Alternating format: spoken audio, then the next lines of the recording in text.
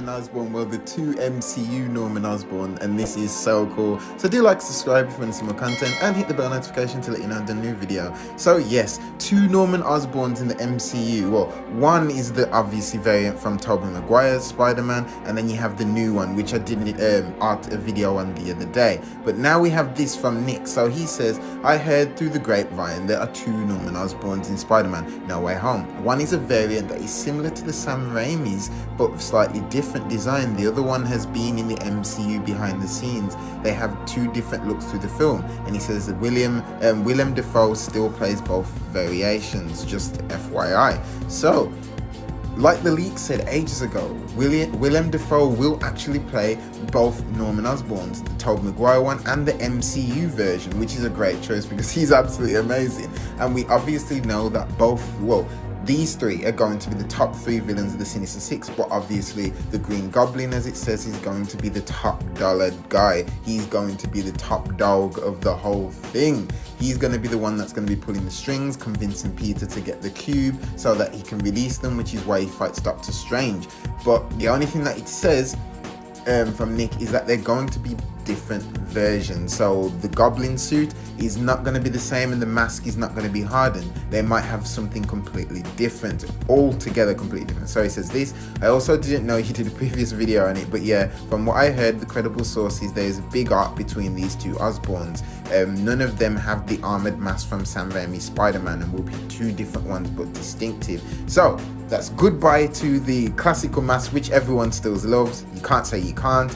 Then it could have something to do with this one, which is the original mask that Sam Raimi wanted to use beforehand when they were filming, and it could use the emotions on the person's face, which would have looked so much awesome if they had used that. But maybe they might do. I mean, the fact that we're having this, what do you guys think of it, having him back as Norman Osborn in the MCU as well? There's a lot more details I can't tell you, but it's so incredible. But I always thought Matthew McConaughey could have played Norman Osborn too. I think he would have been great. He was great in The Dark Tower, and I really thought that persona had a Norman vibe.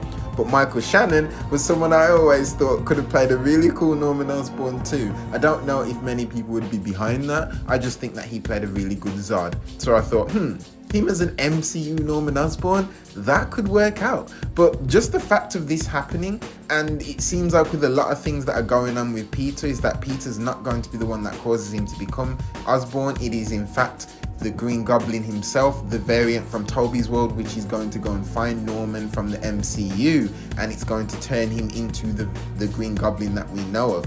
But a lot of things that made me think that, will Peter be the reason why it could happen that way? No, it's not entirely like that. So I guess I was wrong on that part. But one thing that I thought about, is Peter going to befriend this Harry Osborn in the MCU because he wants to get close to seeing if Norman's going to be good or bad? So really he doesn't want to make a friendship with Harry, but he does it just on the slide to get close to Norman. But then obviously ends up considering Harry probably one of his newest bestest friends and like a brother to him, which would be kind of sly when Harry finds out that Peter actually didn't want to be his friend in the first place and stuff like that, if that ever happens.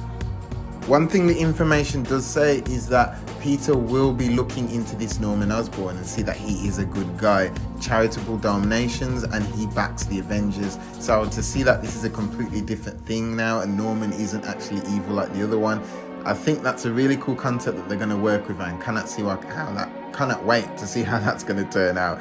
I mean, geez. Imagine when Gwen Stacy finally shows up in this, and then Tom Holland has to fight him, and then he loses Gwen Stacy. I mean, there's a possibility it could happen the same way that it happens, but probably won't. But still, let me know what you guys think about all this. Do you think this is awesome, and do you think this is something cool? Because I cannot wait to see what happens with the Norman Osborn. He's one of my favorite Marvel villains, the Green Goblin is, so this is pretty awesome. But do like and comment and subscribe if you want to see more content from people. This is your boy Future Boy. As always, stay frosty.